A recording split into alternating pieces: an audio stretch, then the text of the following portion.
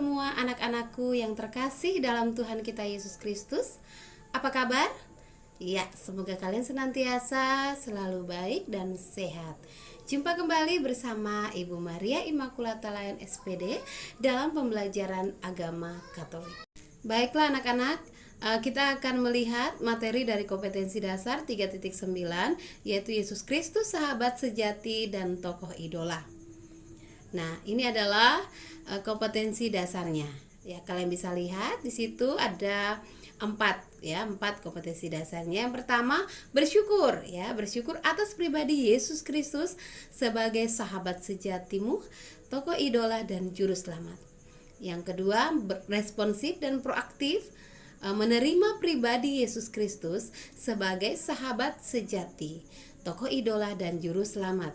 Yang ketiga, memahami pribadi Yesus Kristus sebagai sahabat sejati, tokoh idola dan juru selamat. Dan yang terakhir, melakukan aktivitas seperti kamu menulis refleksi, membuat doa tentang pribadi Yesus Kristus sebagai sahabat sejati, tokoh idola dan juru selamat. Kita lanjutkan indikatornya. Ini dia indikatornya. Kamu bisa lihat. Pada akhir pembelajaran, anak-anak dapat yang pertama menjelaskan makna sahabat, sahabat sejati berdasarkan Injil Yohanes pasal 15 ayat 11 sampai 17. Kemudian yang kedua, menjelaskan beberapa sikap yang perlu dikembangkan dalam persahabatan. Kemudian yang ketiga, memahami beberapa sikap dan pribadi Yesus yang patut diidolakan. Yang keempat, menjelaskan tindakan yang dapat dibiasakan sebagai bentuk penghayatan akan Yesus Kristus sebagai sahabat dan idola. Oke, baik, kita masuk dalam kegiatan pembelajaran selanjutnya. Kita membuka dengan berdoa. Untuk itu, mari kita siapkan hati untuk berdoa. Dalam nama Bapa dan Putra dan Roh Kudus, amin. Allah Bapa yang Maha Baik, kami bersyukur atas Yesus Kristus Putramu yang telah Kau anugerahkan kepada kami dan menjadi sahabat semua orang.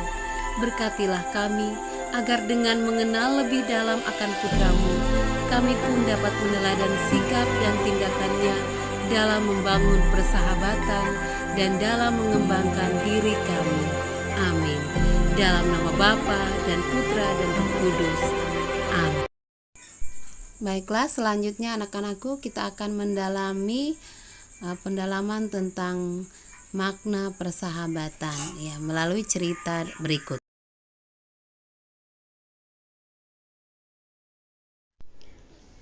Cinta sahabat. Diceritakan bahwa ada seorang pangeran yang hendak mengunjungi seorang sahabatnya di suatu kota yang sedang bermusuhan dengan kotanya. Sial bagi pangeran itu karena kemudian ia ditangkap dan dituduh sebagai mata-mata. Hukumannya adalah hukuman mati di tiang gantungan. Sebelum ia dihukum mati, ia memohon kepada raja di kota itu supaya ia kembali dulu untuk berpamitan dengan anak istrinya. Tentu saja raja menolak. Siapa mau percaya pada musuh, apalagi mata-mata? Lalu pangeran itu berkata, di kota ini saya mempunyai sahabat. Ia adalah seorang bangsawan. Ia akan menjadi jaminan bagiku. Kemudian bangsawan itu dipanggil. Ia begitu berbahagia dapat bertemu kembali dengan sahabatnya. Dan setelah mendengar kasus yang menimpa sahabatnya, ia sangat rela menjadi jaminan bagi sahabatnya itu. Dengan lantang ia berkata kepada raja, "Saya menjadi jaminan bagi sahabatku, apapun resikonya." Apakah termasuk resiko mati digantung kalau sahabatmu tidak kembali pada batas waktu yang ditentukan? Jawabnya, ya. Kemudian raja memberi batas waktu 30 hari. Dan pada hari ke-30, tepat pukul 12, pangeran itu harus sudah kembali. Kalau tidak, sahabatnya ini akan dihukum gantung. Hari demi hari berlalu, pangeran itu belum juga kembali. Tetapi pada hari ketiga 30, menjelang jam 12 siang, Bangsawan sang pangeran digiring ke tiang gantungan. Tali gantungan dipasang pada lehernya. Kemudian tepat pada saat itu terlihat seorang datang berlari-lari menyeruak di antara kerumunan massa sambil berteriak, "Aku sudah kembali!" Orang itu adalah sang pangeran. Dia menyerbu ke tiang gantungan dan mencoba mengambil tali gantungan untuk dipasang pada lehernya. Namun bangsawan sahabatnya itu mempertahankan tali pada lehernya dan berkata, "Saya sudah siap untuk mati bagimu, sahabatku." Keduanya terlibat dalam perebutan tali gantungan itu. Raja dan massa rakyat yang memperhatikan peristiwa itu hanya terbengong-bengong, tidak percaya. Akhirnya, raja menyuruh algojonya memutuskan dan membuang tali gantungan itu dan berkata kepada dua sahabat itu, "Seumur hidup saya belum pernah mendengar dan menyaksikan suatu persahabatan yang penuh cinta dan pengorbanan seperti itu. Anda berdua diampuni. Perkenankan saya bergabung dengan Anda berdua sebagai sahabat yang ketiga." Baik, ini adalah kisah yang diambil dari Romo Yosef Lalu PR dari percikan Kisah-Kisah Anak Manusia, Komisi Kateketik KWI halaman 262 sampai 263. Baiklah anak-anak, dari kisah cerita itu ada beberapa pertanyaan. Nah, pertanyaannya yang pertama adalah ungkapkanlah kesan yang menarik dari cerita di atas tadi ya. Cerita yang tadi kamu dengar. Oke. Yang kedua, tuliskanlah nama sahabat-sahabatmu ya dan alasan mengapa mereka menjadi sahabatmu ya. Alasan yang menyebabkan persahabatan dengan orang tersebut masih berlangsung hingga saat ini. Ya, kemudian pengalaman berharga, pengalaman yang paling terkesan ya dengan salah seorang sahabat yang kamu tulis itu ya. Silakan kamu menulis dalam buku refleksi kamu. Yang ketiga, sikap-sikap yang perlu dikembangkan ya, sikap-sikap apa yang perlu dikembangkan dan sikap yang perlu dihindarkan ya, sikap yang perlu dihindarkan dalam membangun persahabatan. Nah, baik.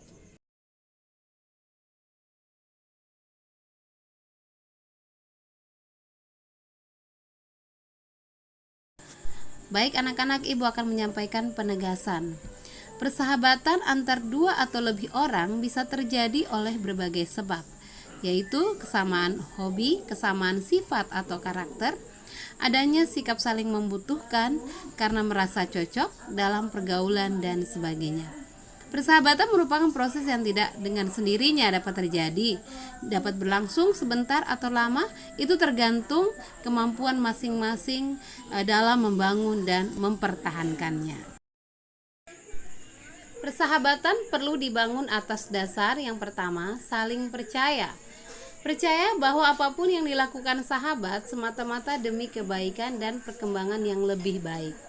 Maka kritik atau saran apapun, sekalipun menyakitkan, perlu diterima dengan lapang dada. Percaya bahwa tidak ada kebohongan dan maksud kurang baik yang terselubung dalam persahabatan. 2. Saling menerima apa adanya. Memahami bahwa setiap orang itu unik, punya sikap, karakter, dan kebiasaan yang berbeda. Tidak menuntut sahabat menjadi seperti yang kita inginkan. Menerima kelebihan dan kekurangan sahabat. 3. Saling mengasihi. Memberi bantuan secara tepat tanpa pamrih, tidak meninggalkan sahabat pada saat sedang mengalami musibah, bencana, atau dirundung masalah. Yang keempat, saling memahami dan menghormati. Memahami kegembiraan, harapan, duka, dan kecemasan. Memahami kapan bisa meminta bantuan dan kapan harus menunda. Memberi ruang dan waktu, kapan harus sendiri, kapan harus bersama. Memahami bahwa ada hal-hal pribadi yang boleh diketahui dan tidak boleh diketahui. Contoh, sebaiknya tidak membuka catatan harian, HP, tas tanpa izin. Persahabatan perlu menghindarkan diri dari sikap-sikap yang pertama, egoisme. mementingkan dan mencari keuntungan diri sendiri. Dalam persahabatan, orang perlu berpikir, apakah yang saya lakukan merugikan? Apakah membuat sahabat saya merasa terpaksa atau diperdaya? Kedua adalah kebohongan. Dalam persahabatan diperlukan kejujuran, tetapi kejujuran perlu ditempatkan dan disampaikan secara bijaksana agar sahabat dapat menerimanya tanpa marah atau juga sakit hati. Marilah anak-anakku, kita mendalami kitab suci dari Injil Yohanes pasal 15 ayat 12 sampai 16. Tuhan sertamu dan sertamu juga. Inilah Injil Yesus Kristus menurut Yohanes. Dimuliakanlah Tuhan. Injil Yohanes pasal 15 ayat 12 sampai 16. Perintah supaya saling mengasihi. Inilah perintahku, yaitu supaya kamu saling mengasihi, seperti aku telah mengasihi kamu. Tidak ada kasih yang lebih besar daripada kasih seorang yang memberikan nyawanya untuk sahabat-sahabatnya. Kamu adalah sahabatku, jikalau kamu berbuat apa yang kuperintahkan kepadamu. Aku tidak menyebut kamu lagi hamba, sebab hamba tidak tahu apa yang diperbuat oleh tuannya.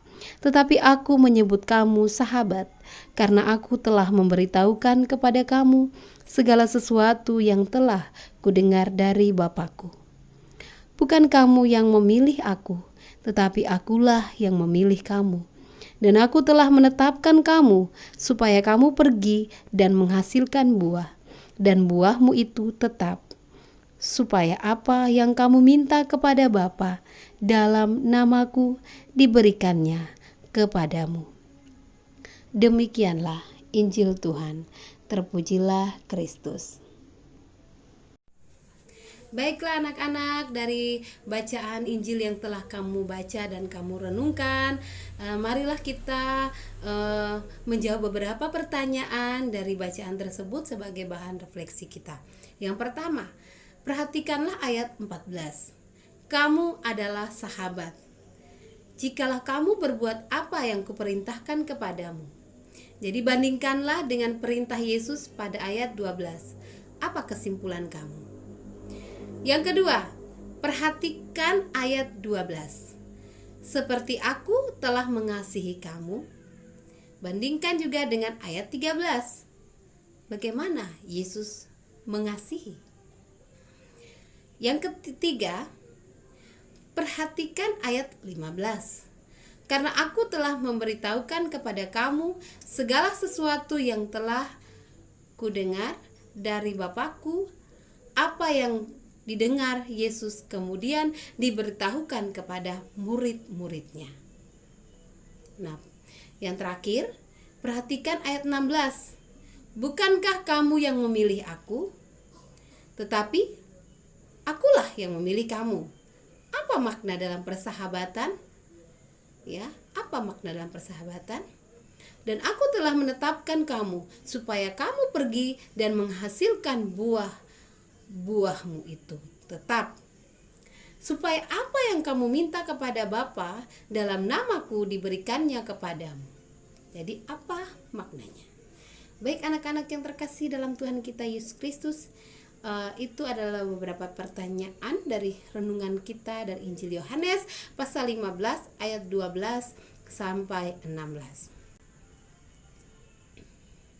Sebagai pertanyaan refleksi, ya, nanti kita bisa lihat di sini pertanyaan refleksinya. Nah, silakan kamu merenungkannya dan kamu mengerjakannya dengan baik.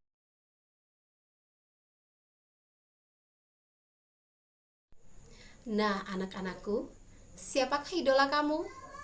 Dan siapakah sahabat kamu? Kalau kita melihat idola, pasti kamu mengidolakan orang Korea, orang India, atau artis Indonesian Idol. Nah, sekarang kita lihat siapakah idola kamu untuk tetap setia dan mengikuti Yesus sebagai sahabat dan juga idolamu. Marilah sekarang kita mengakhiri pembelajaran kita hari ini dengan berdoa penutup. Kita mendaraskan dari Mazmur 103 bersama.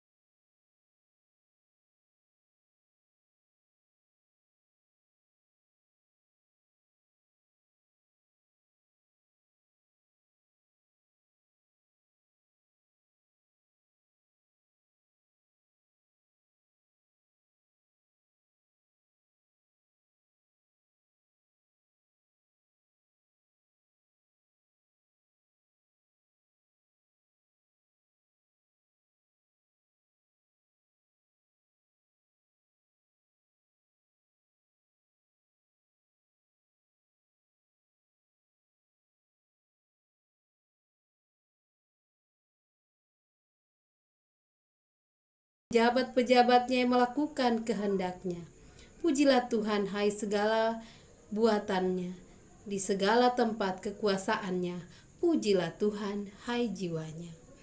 Kemuliaan kepada Bapa dan Putra dan Roh Kudus, seperti pada permulaan, sekarang, selalu, dan sepanjang segala abad. Amin. Dalam nama Bapa dan Putra dan Roh Kudus. Amin. Terima kasih semuanya. Tuhan Yesus memberkati.